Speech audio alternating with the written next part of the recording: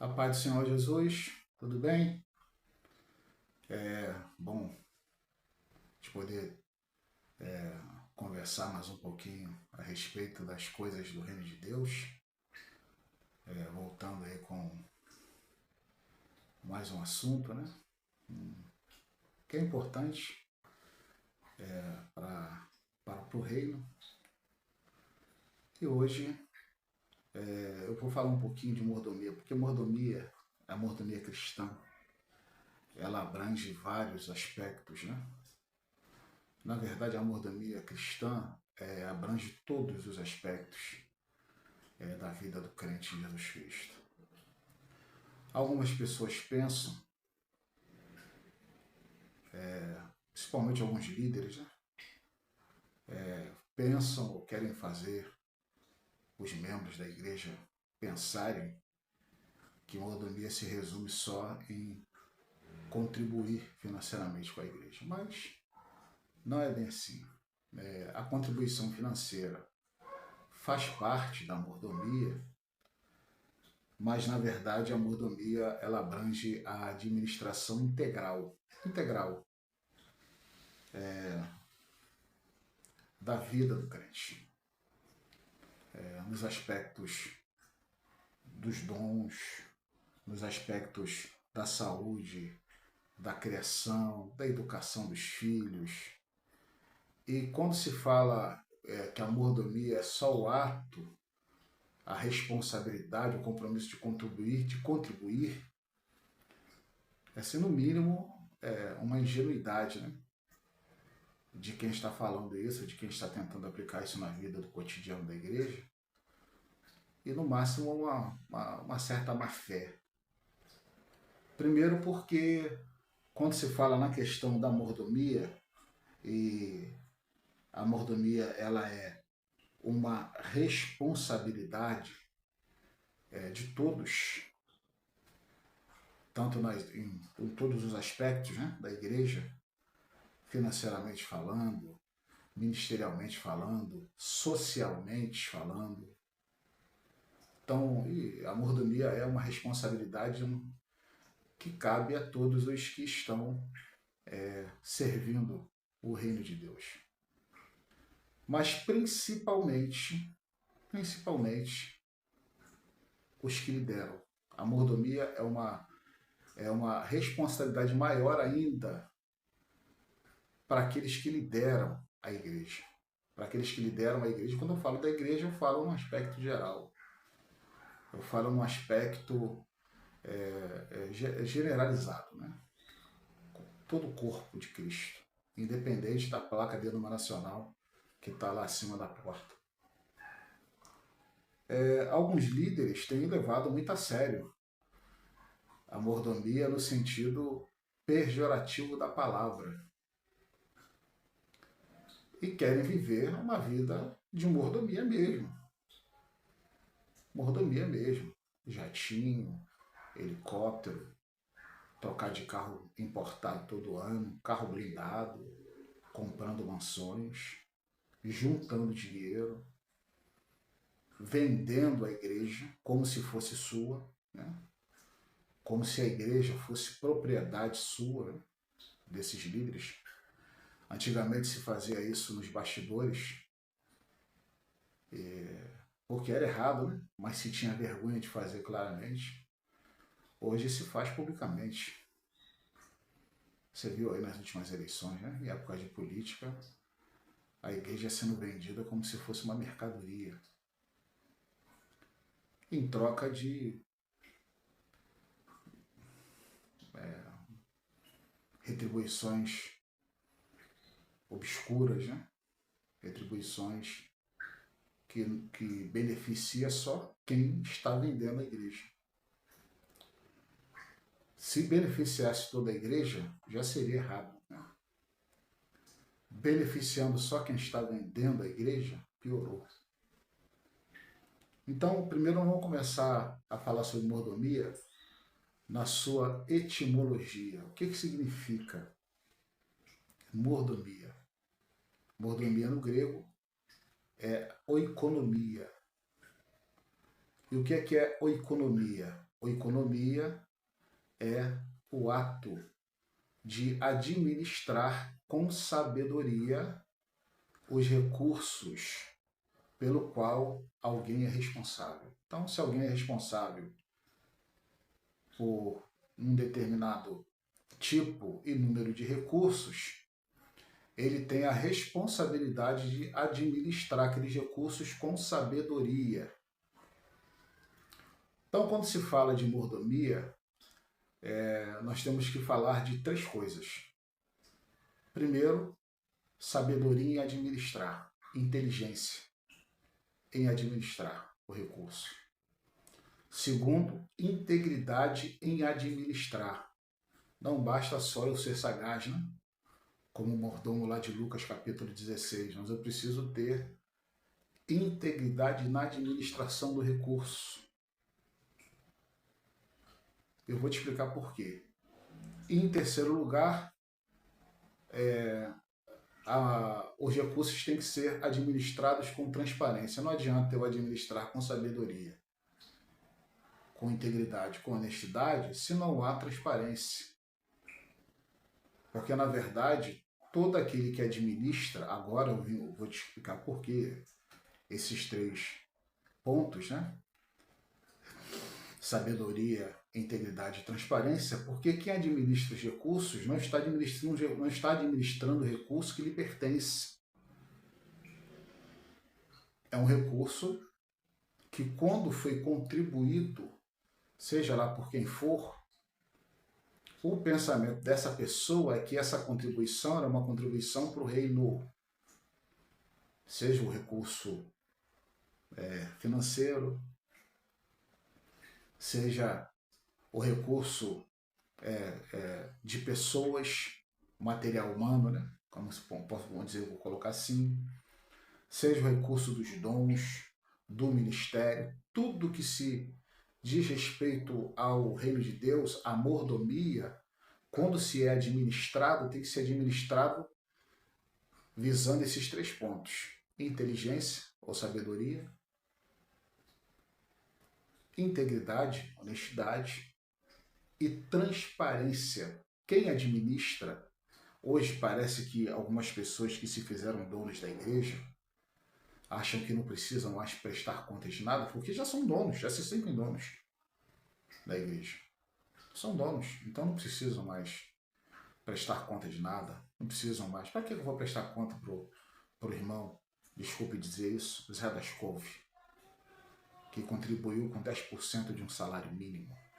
Vamos falar de recurso financeiro. Por que eu vou prestar conta para a igreja? Eu sou pastor, eu sou bispo, eu sou presbítero. Para que eu vou prestar conta para a igreja? Não. A pessoa que está administrando tem que saber que ele nada mais é do que um simples administrador de um recurso que não lhe pertence. Então, a responsabilidade maior com a mordomia, claro que todos temos responsabilidade, é de quem está liderando, é de quem está acima, né? Inclusive a palavra mordomo, em latim, traduzido, a etimologia da palavra é major domus, ou maior domus. Domus é do servo, escravo. Então, quem é o major domus? O maior domus é o escravo maior. Mas ele deixa de ser escravo? Não, ele continua a ser escravo. Ele é um mordomo, um escravo que é mais antigo na casa, que tem uma responsabilidade maior, não é? Mas ele não deixa de ser escravo, ele é escravo como qualquer outro. A única diferença dele para os outros é que a responsabilidade dele é ainda maior. A prestação de contas que ele vai dar abrange muito mais coisas do que os que estão dentro dessa cadeia, né? O majordomos tem uma responsabilidade maior de prestar conta de coisas maiores. Ele vai prestar conta, na verdade, do trabalho de todos que estão abaixo. O majordomos presta conta do seu trabalho e do trabalho dos domos. Mas hoje em dia parece que a igreja não tem. Oséias escreve, né? Fala, Deus fala através de Oséias, né? No capítulo 4 do livro do profeta, que o meu povo perece por falta de conhecimento. Porque, na verdade, hoje a igreja, uma boa parte da direção da igreja não está nem mais preocupada em ensinar a palavra como se deve ensinar. Outro dia eu vi um camarada no YouTube, e olha que ele tem um cargo de importância no ministério. O camarada tem uma responsabilidade grande. Mas o camarada estava numa de coach, filosofando, divagando no microfone. Para uma igreja lotada e a igreja dando glória a Deus, com um camarada falando um monte de abobrinha. Porque infelizmente a igreja não foi. E quando eu falo isso, irmãos, infelizmente eu falo principalmente das igrejas pentecostais, do qual eu faço parte, não foram ensinadas, não são ensinadas da maneira que deveriam. E essa é uma realidade muito triste. Então, quem é o mordomo? O mordomo, e quando se fala do mordomo, ele é o escravo que tem a responsabilidade maior. Esse é o mordomo. Ele é o escravo que tem a responsabilidade maior, mas não deixa de ser escravo. Então, os recursos que ele está administrando e que muitas vezes ele trata como se fosse seu e usa como se fosse seu, na verdade não é dele. Tem alguém superior a ele que é o dono daqueles recursos, que é o dono da casa, o dono da propriedade. Então, quando se fala de mordomia, se inclui recursos materiais, né? Como está em Deuteronômio capítulo 10, versículo 14. Você breve, né? Recursos imateriais, que é tempos, dons espirituais, relacionamentos, vidas sociais, ministério.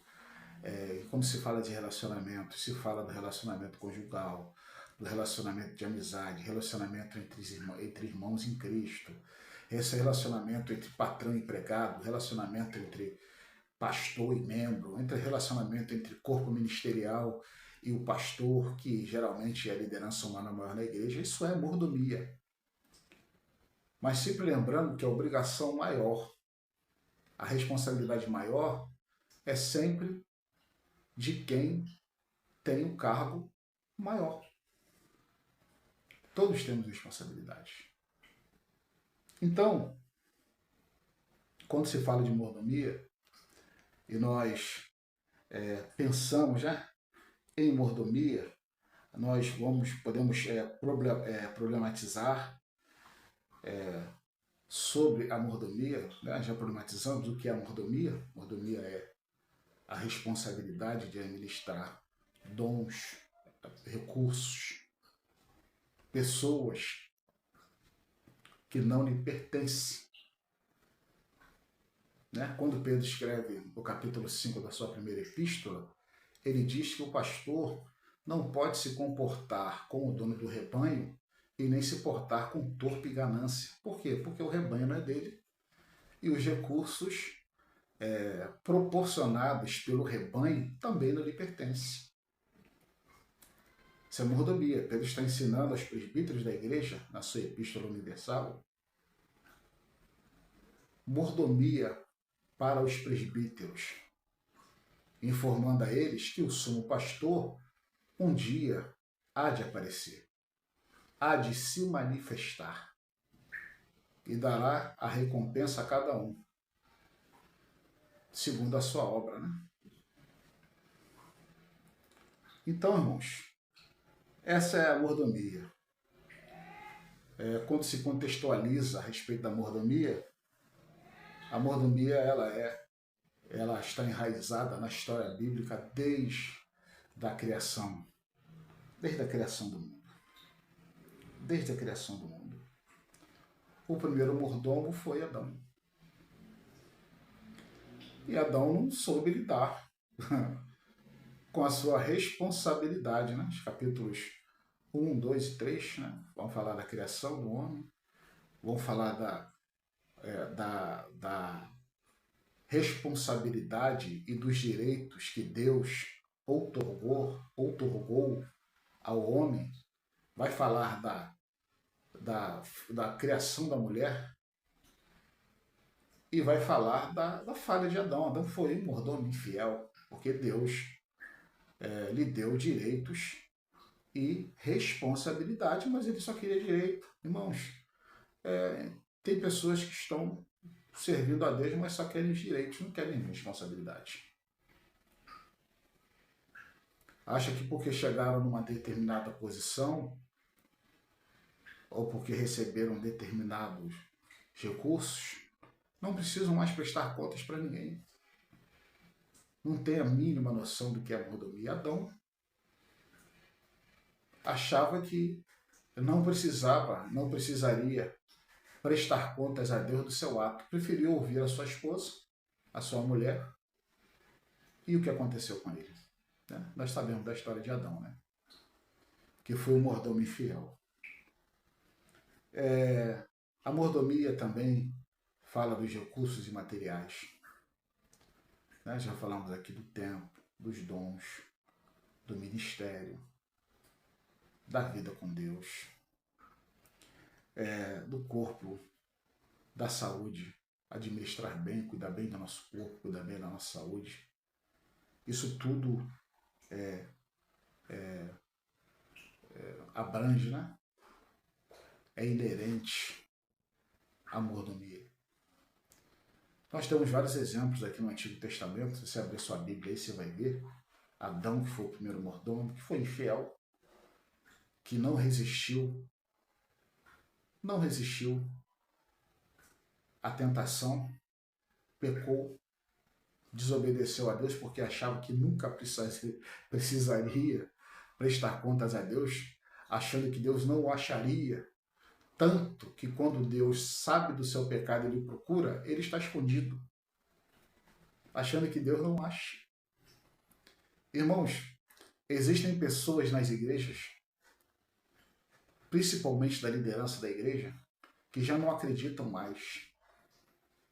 Já não acreditam mais na existência de Deus, no poder de Deus, na onisciência de Deus. Não acreditam mais.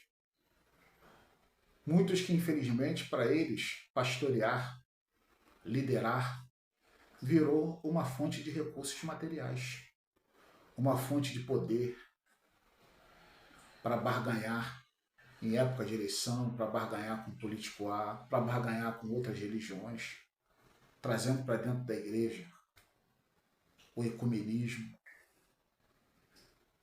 não é? Porque acha que já não acreditam mais em Deus, porque acham que aquilo ali que está nas suas mãos, que os recursos que estão diante dele são deles, não são da igreja, não são para beneficiar a igreja como um todo, tanto na sua estrutura física, como na sua estrutura de pessoas, como na sua estrutura social. Acha que aquele recurso que está ali lhe pertence. Usam como quer os recursos financeiros, os recursos ministeriais,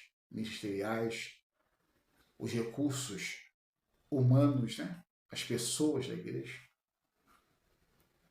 Porque acha que não acreditam mais que tem a quem prestar contas.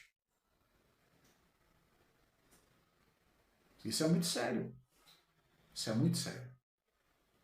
Isso é muito sério. Você vê, por exemplo, Eliezer, que foi o mordomo fiel de Abraão. Você vai ver isso lá em Gênesis também, no capítulo 24, quando Abraão, antes disso, antes de Isaac ser concebido, ele reclama com Deus e pergunta a Deus se um dos seus servos seria o seu herdeiro, e Deus, fiel, e cumprindo a sua promessa, mas cumprindo a sua promessa no seu tempo, reafirma a promessa para Abraão. E quando Abraão já está perto de morrer, já sepultou Sara, já se casou com Quetura, né?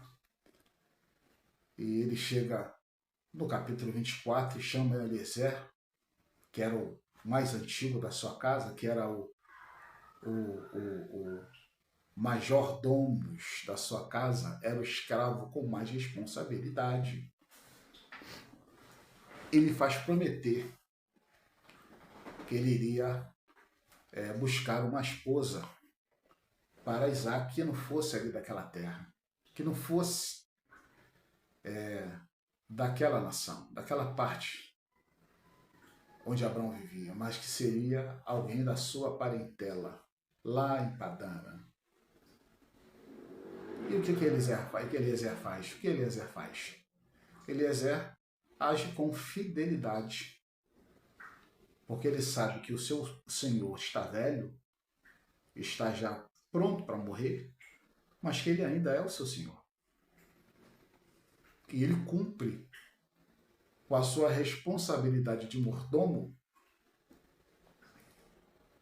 executando as ordens do seu senhor de maneira íntegra, de maneira eficiente e de maneira leal, fiel. E quantos mordomos não são mais assim? Temos também a história de José, que foi íntegro, né, na sua mordomia, tanto como servo de Potifar, né? Eu guardei aqui no capítulo 4, versículo 39 de Gênesis, que José acha graça aos olhos de Potifar. E Potifar faz o quê? Confia tudo que ele tem em sua casa, em sua propriedade, nas mãos de José. E José age com integridade. Porque quando a mulher de Potifar, lá no versículo 7 do capítulo 39, vai se oferecer a José, ele diz para ela, longe de mim pecar contra meu Senhor e contra Deus, porque tudo que ele tem, ele colocou nas minhas mãos. Depois dele, quem manda sou eu. Só quem manda acima de mim é ele. Como eu cometerei tal pecado de tocar em você, que é esposa do meu Senhor? José agiu com integridade. Irmãos, e quantos líderes não têm mais integridade? Não tem mais palavra. Homens sem palavra. Sem palavra. Homens que não cumprem aquilo que tratam, aquilo que prometem. Homens que na primeira oportunidade traem a sua igreja. Porque há uma inversão de valores, ou há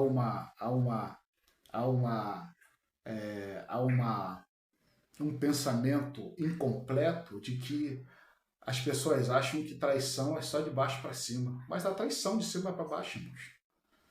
Pessoas que traem a sua igreja, traem os seus membros. Eu falei de pessoas que vendem a sua igreja para políticos em época de eleição. Tem gente que está vendendo igreja de porta fechada. Com membro, com cadeira, com os móveis, com banco, com som, com tudo dentro. Verdadeiros mordomos infiéis, traidores, sem integridade, achando que aquilo que está sob a sua responsabilidade, sob a sua gestão, a sua administração, lhe pertence, não lhe pertence.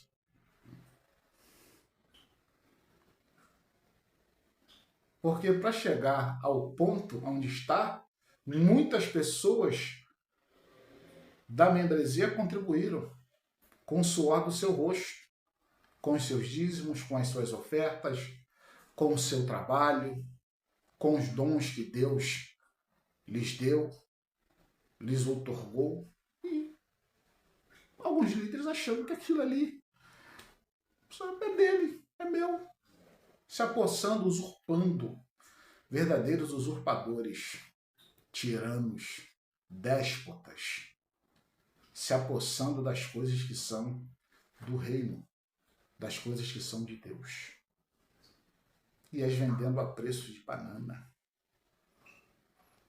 E com isso vendendo a sua integridade vendendo a sua reputação.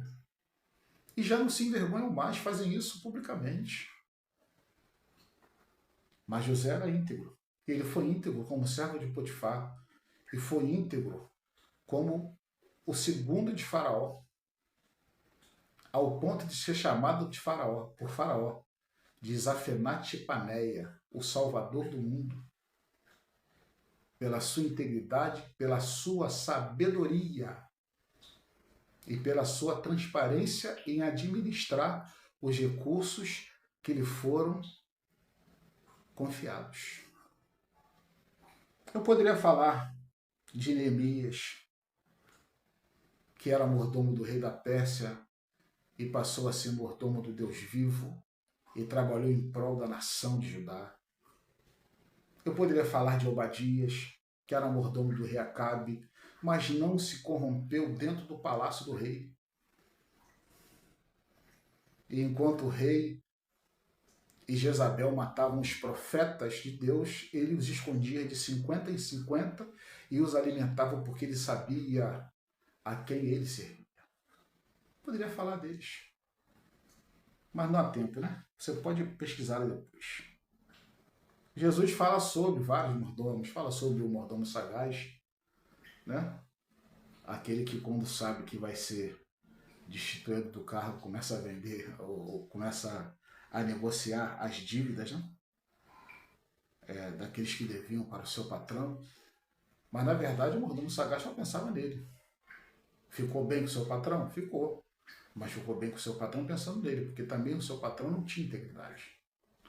Mas nós servimos a um Deus íntegro, a um Deus que tem integridade, né? Um mordomo sagaz que está lá em Lucas capítulo 16, do 9 ao 13, você vai ver lá. Jesus fala dele. Jesus fala do mordomo vigilante, também o mordomo que se cingiu, o mordomo que se preparou, o mordomo que sabia que mais cedo ou mais tarde o seu senhor iria voltar e queria encontrar a sua casa em ordem.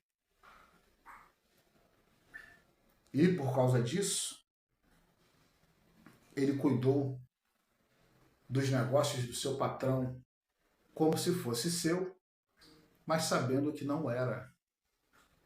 Cuidou dos negócios do seu patrão como se fosse seu, sem se apossar dos negócios do seu patrão para si, aguardando a iminente volta do seu Senhor.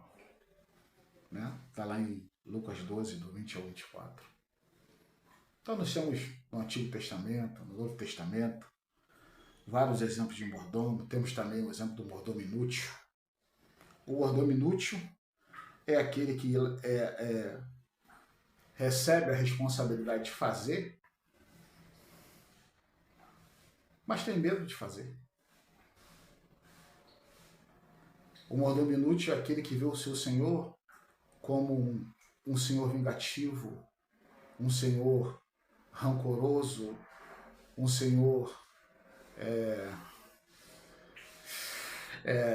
furioso, irado. E ele se torna inútil porque ele tem medo de trabalhar. Você foi chamado para trabalhar. Se você tem um talento, você tem que granjear com esse talento para a glória do teu Senhor, para benefício do reino de Deus. Isso, quando eu falo da inutilidade do mordomo, eu falo para todos os crentes, não só para a liderança da igreja. E detalhe, os líderes da igreja fazem besteira publicamente, não querem ser criticados, não. Não querem, não. Não aceitam críticas. Somos ungidos, não. A Bíblia fala que a unção do santo está sobre nós. Todos nós somos ungidos do Senhor. A única diferença é que quem tem um cargo maior tem uma responsabilidade maior. Ele tem que prestar mais conta. Não aceitam mais ser criticados. Vou processar. Se for da sua igreja, se for do seu campo, se for da sua convenção, vou perseguir. Vou colocar na geladeira, porque não aceita. Que muitas vezes é pior do que um mordomo inútil, é um mordomo infiel. É uma realidade, a realidade de hoje das igrejas, da maioria, tá, irmão? Não vou generalizar, porque ainda há muitos pastores, líderes e crentes que temem realmente a Deus, que querem agradar a Deus, que querem servir a Deus com excelência. Mas a realidade de muitas igrejas, isso é essa aí. É essa a realidade.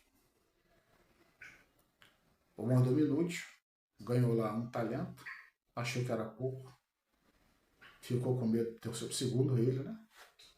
Que na verdade, irmão, desculpa de cego é bengala.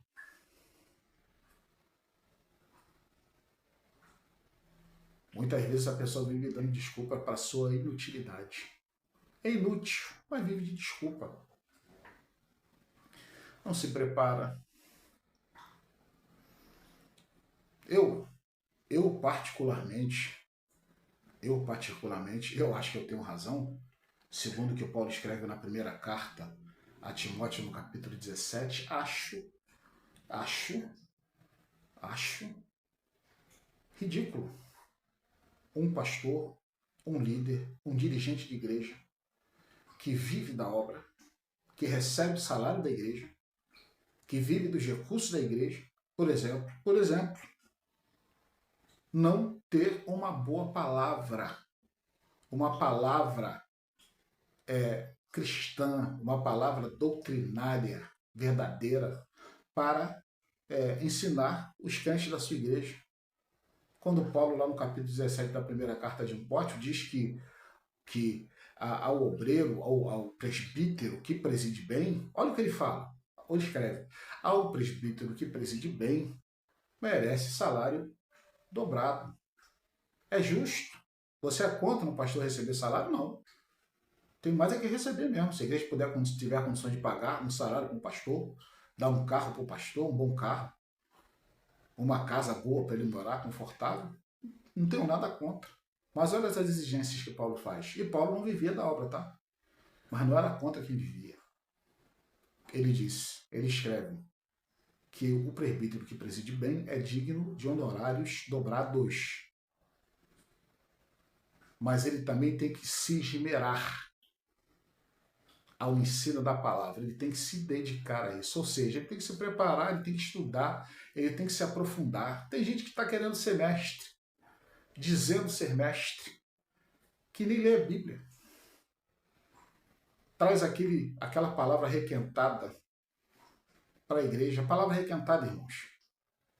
Palavra requentada. Toda semana traz. Eu já vi pastores em culto de doutrina ter a coragem de repetir a mesma pregação no culto de doutrina, o mesmo estudo no culto de doutrina, repetir 3, 4 vezes um mês. Não era uma sequência não de estudo sobre o tema não, era a mesma palavra. Vergonha. Vergonha. Não estou dizendo que ninguém tem que se aprofundar, tem que trazer aquela palavra rebuscada. Nem todo mundo foi chamado para trazer uma palavra rebuscada, profunda, né? com referências etimológicas, contextualizada, conceitualizada. Não é isso não, irmão.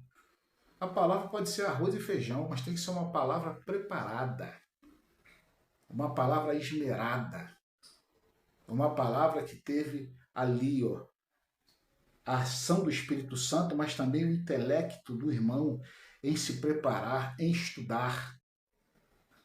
Porque o povo merece um bom alimento. Isso é trabalho do mordomo, alimentar a igreja. Trabalho do mordomo. O mordomo tem que tratar bem os servos do seu senhor. Você não sabe a história do mordomo. Que o seu senhor viajando, ele resolveu espancar, tratar mal e deixar os servos do seu senhor passando fome.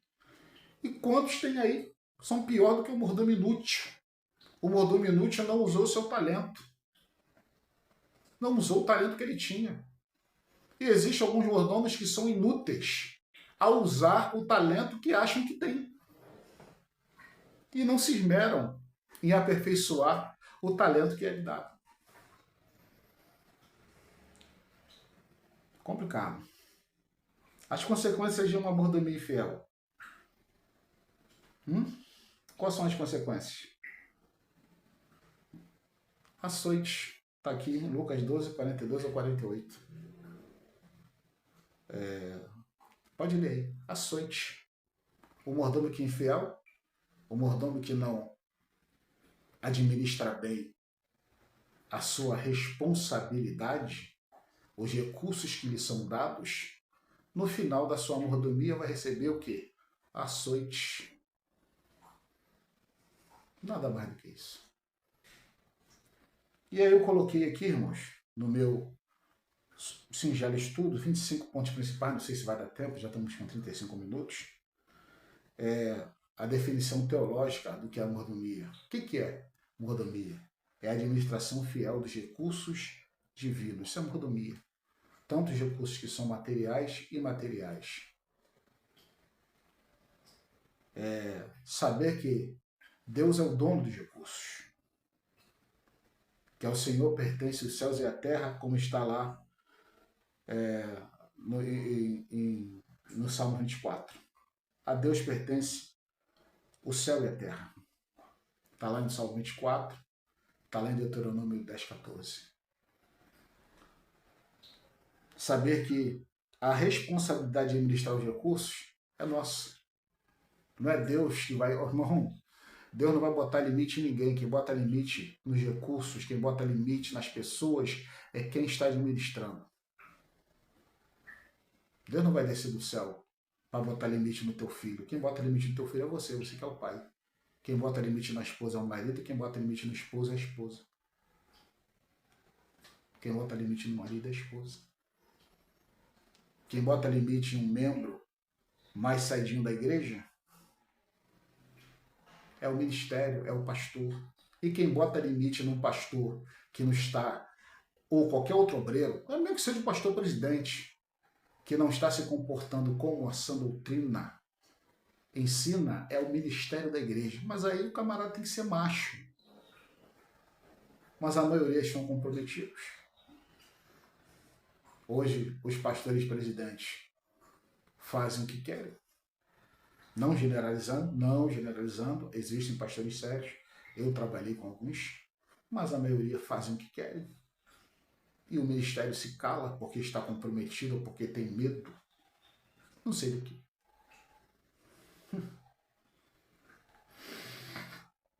Cada um vai prestar conta de si mesmo. Eu vou prestar conta de mim. Você vai prestar conta de você. Tem vários aqui, irmão, mas são 25. 25.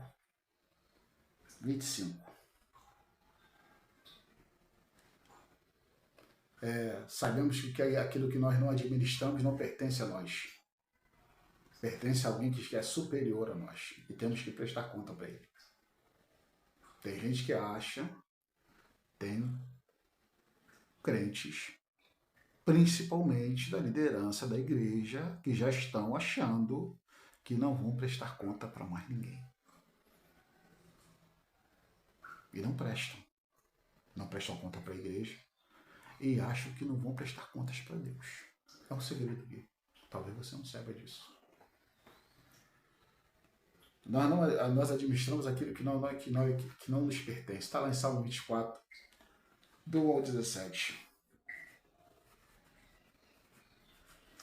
Como mordomos devemos lidar com as riquezas desse mundo com integridade. Eu vou dar só os versículos. Está lá em Lucas 16, 11. Porque somos chamados para servir e não para sermos servidos. Está lá 1 de Pedro, capítulo 4, versículo 10 e 11, que diz que os dons que Deus me deu é para que eu sirva ao próximo. Eu fui chamado para servir. Se você ocupa um dom de liderança, um cargo de liderança na igreja e está achando que você foi chamado para servir, você está enganado. Você é mais servo do aquele que está sentado no último banco. Porque nós fomos chamados para o serviço.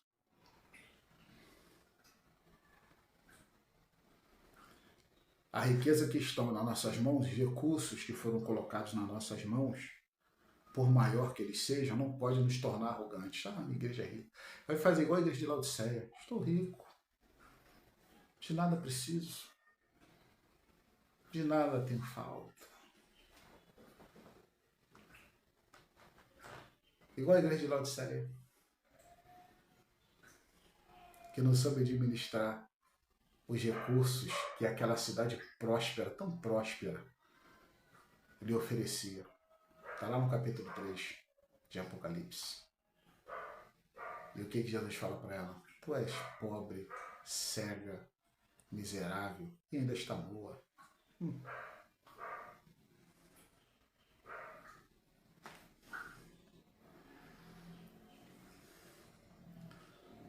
Sendo mordomos, também somos despenseiros. Nós, principalmente nós que somos pastores, liderança da igreja, somos responsáveis pela despensa. Por isso devemos ser irrepreensíveis, não arrogantes, nem irascível ou irados, nem beberrão, nem violento, nem ganancioso, mas sim hospitaleiros, amigo do bem, equilibrado, justo, santo e disciplinado. Está lá na carta de Paulo a Tito, no capítulo 1, versículos 7 e 8. Porque eu e você, como mordomos, também somos despenseiros.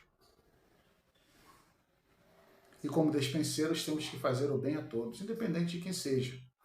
Mas principalmente a quem? Aos domésticos da fé, irmãos. Eu jamais, se eu puder abençoar todos que estão ao meu redor, como está em Gálatas 6, 9 ao 10, abençoarei. Porque é a minha responsabilidade, eu tenho uma responsabilidade social como mordomo e dispenseiro de Deus. Mas primeiro os domésticos da fé. E dando para abençoar todos, abençoaremos todos. Materialmente, imaterialmente, ou seja, espiritualmente, ministerialmente, temos que ser canal de bênçãos. Somos mordomos.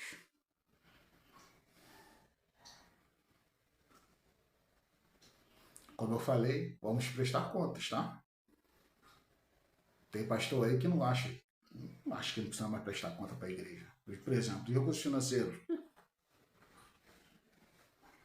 Mano, o pastor não presta conta do recurso financeiro, não tem transparência na minha igreja. O que eu faço? Para de contribuir.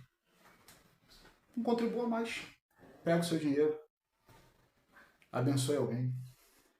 Compre cesta básica. Compre remédio para quem está precisando. Até a liderança da sua igreja se tocar. Que os recursos que você usa para abençoar a igreja não é dele. É da igreja. Que ele precisa prestar conta desses recursos. Precisa haver transparência na administração dos recursos. Lembra que eu falei no começo do estudo? Inteligência, sabedoria. Inteligência, sabedoria. Integridade, honestidade, mas também transparência. Não contribua mais. E se ele ainda achar que está ruim, deixa ele tomar conta da igreja sozinho e pagar despesas com seu próprio dinheiro.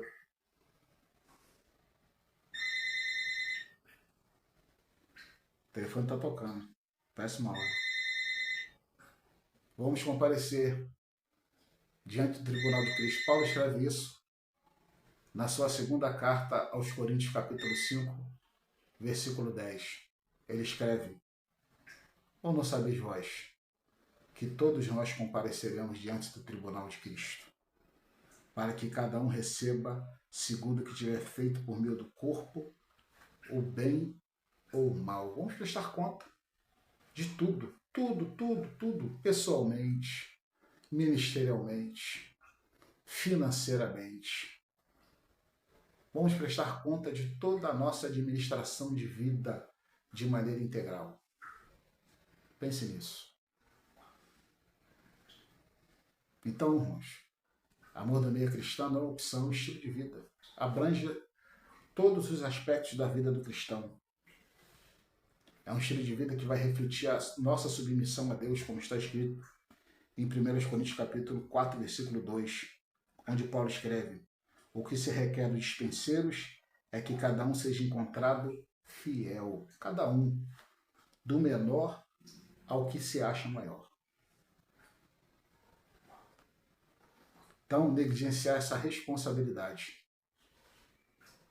compromete o nosso testemunho e a missão da igreja. Portanto, que cada crente busque em todas as áreas, como está escrito em 1 de Paulo aos Coríntios capítulo 10, versículo 31, fazer tudo para a glória de Deus. E é isso. Muito obrigado aí por ter ficado, ter ouvido. Compartilhe esse vídeo, curta esse vídeo, se inscreva no meu canal para dar mais relevância para o canal, para eu poder trazer mais conteúdos, alcançar mais pessoas. Fique com Deus e Deus te abençoe.